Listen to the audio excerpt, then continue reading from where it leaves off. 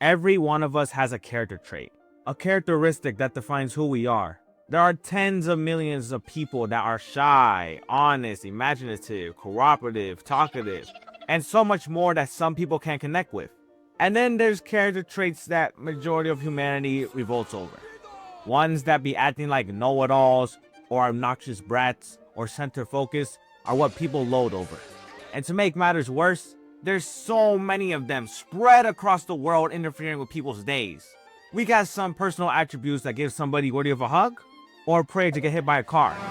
And for today's video, I'll be discussing some types of individuals I, as well as some of y'all, don't like. If some of y'all are these character traits I mentioned in this video, it's okay. You're not the only one like this. I was one of them too, you know. Just know it's not too late to take the path that I took. The path of growth. You can still change into a better version of yourself by visiting a therapist, a doctor, or a librarian. They can support your mental health. You still have time to change. It's now or never. For those with anger issues, those dealing with self-consciousness, and those that don't respond back with an answer. Have any of you had a moment where you're talking to someone, a pal, relative, significant other, inside a diner? You're having a conversation about what's been going on in your life recently, or how the weather service is inconsistent with its predictions. And when asking a question about it to them, they don't reply back. No acknowledgement from them is given to you. Either they're distracted on their phone, checking somebody out, or watching the cars go zoom zoom. And when getting their attention, they be all, what? Or, huh? I get all fuming over that. The way they ignore the question just to check what's happening on Snapchat boils my brain. Sometimes it could be important, but that rarely happens. Those people need to learn to pay attention and show some respect, or else I'm turning this conversation into an argument. When someone is portrayed as a sheep, it means they are a follower with no sense of thought. They don't form their own opinions or control their actions. Instead, somebody else does it for them. It could be a school activity related to picking sides. The teacher says, go to the beach or have your own pool. One of the female students would rather have a pool because it's a pool that's all hers. She can swim in it, do belly flops, pee in it, bring her friends, whatever she wants.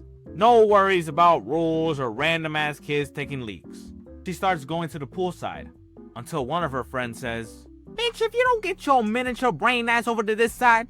She sees more than half the class would rather go to a public area, get backburns, pay over expensive ice cream, and get harassed by the ocean than have their own relaxing private pool. Then the beach people start convincing her to join them, putting weight on her back, forcing her to transform into a sheep and skip her way to their side. Another thing that makes someone a sheep is when they force themselves to like something. Take sports teams. Some boys' cousins like the Warriors because of the communication between Curry and Draymond, though he prefers the Clippers because James Harden is his idol. His cousins find out about this and they're all like, cuz the Clippers peaked in 2017 when Blake was still on the team.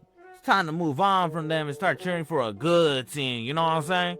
They buy him a Butler jersey online and he ain't doing nothing about it because he wants to fit in with the group. He doesn't look up to Harden anymore and now looks up to Curry. There's also ones that do what someone tells them to do, or ones that work at a glaze factory, but I think I made my point clear.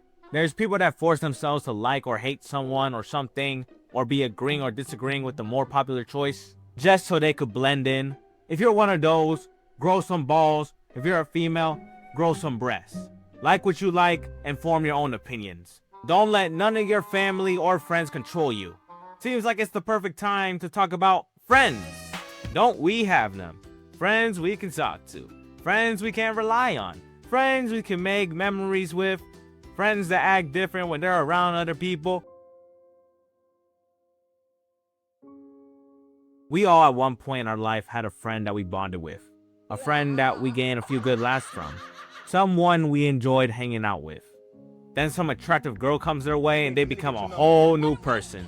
Acting like a desperate gentleman, shoving you out the way or pretending not to know who you are, just to hold her hand. Only to get rejected and embarrassed in front of the public. And now you wish you didn't know him. There's also friends and people in general that treat others differently. Not on some racist shit, we all learned that from the whites. More because, why not? Picture a bully that be eating your food out your lunchbox and flat tires your shoe. Then a few days later, you see that same bully helping some old lady with the groceries. You come up to him the next day and be something like, I never seen you act like this. I never knew you were so kind to others. Next thing you know, you're getting the biggest wedgie he's ever given you. Why, man?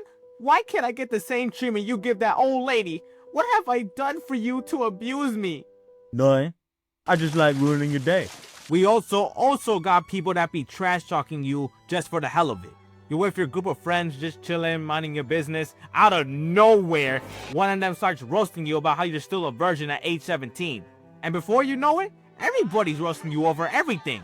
And when trying to fire back with words, they either confused of what you just said or think of it as too far. Like, whoa man, you didn't have to bring up Jonah's failed catch that cost us the win and entering the semifinals. You don't know what it's like going through that. Finally, there's the wannabes. People that try to be something they're clearly not. Usually when it comes to being a gangster, talking some wild shit about shooting the ops while throwing gang signs until a natural one comes up and gets their bones rattling. Those kinds of people get me unsurprised because what do you expect? See, gangsters aren't the smartest people out there unless we're talking mob bosses, drug dealers, or ones that make setups. Besides them, they don't really think straight. They be all crazy. But they can be easily offending. No matter how small the insult or mockery is, things will get physical and violent. You're literally poking the bear. If you imitate a Crip, hope you had a dream being on the news channel. Just be yourself. What's so wrong about being yourself? There's nothing wrong with being a loser, a creeper, a loudmouth, a mistake. A critic is an annoying piece of shit ranting, and a reviewer is a tiny less annoying piece of shit ranting. Pretty much all you need to know about them. Some of them do reviews to share their thoughts to the world on something, like a carpet and how comfy it makes their feet feel. And others do it to infuriate people. Take iCarly. A lot of people like this show for its characters, humor, creativity, and other people don't because of the acting, the low budget sets, 4-year-old writing, being dry. Homie, this is Nickelodeon you're watching, not NBC. Album reviews are worse, like way worse. The best albums are meat righted to no end. The worst albums are always getting stomped on, and the rest are mixed. Like some people find For Your Eyes Only deep, and some find it boring. However, critics have bad takes on albums that are healthy for your eardrums, and albums that make your ears bleed. Enter Pitchfork and Anthony Fantano, critics that are well known for their terrible takes on projects. Now, sometimes you can understand where they're coming from. However, they make some claims that don't connect the dots. Fantano's thoughts on Swimming describes this perfectly. Gave an impactful album a 3 for how blasé it was. Yeah, he did a redux, but it took 4 years for him to figure out that this is, indeed, a good album, and he still got the score wrong. How dare you attack this album with that toenail-tasting mouth of yours? Wallpaper production, my ass. I swear, some critics and reviewers be overreacting over a knitted sweater. Go knit one yourself. Like, if you know what a good movie should be, then film one. Your whining isn't doing you any good. Shit, man, these people expect someone out there to create something that's for them. Meets all their expectations. No flaws to be discussed. That's not able to be done if you don't do it yourself, you lazy fuck. This section is made for a particular fish. A fish that comes from an underwater place. An underwater place filled with sea creatures. With a squirrel and talking sponge. Harold. Now, Bikini Bottom doesn't have the kindest people. With demanding grumblers, brainless civilians, unloyal husbands, this town doesn't have respectable people to socialize with. Despite there being so many dislikable mammals, Harold is the one I hate the most. To begin with, after watching the first 2 seasons, he for some reason is a jerk to Mr. Krabs. Like him being disgusted at Mr. Krabs for being in his underwear, yet Harold got no clothes on. You're flat out naked inside the Krusty Krab, whose owner is Mr. Krabs.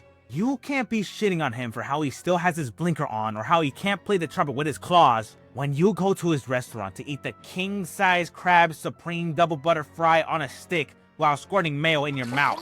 Man, he even goes at SpongeBob over his stand-up and his bubble friend. This is the same guy that makes your abomination you call food. At least he has a voice he can live with, unlike your ass switching voices, talking with that surfer accent and then switching it up to a Scottish accent. Stick to your normal voice or just don't talk at all. I know there's other fish such as Nat and Nancy that some viewers would despise, but Harold got me wanting to fish him out the ocean, put googly eyes on him, and burn his ass on a frying pan. Don't be like Harold. Don't be any of these people that I've talked about. Otherwise, you'll be lonely and blue for the rest of your life. If you're like any of them, go take a nature walk and reflect on what you've become. And with that, thanks for watching this shit. I love you. Have a great day tomorrow and bye.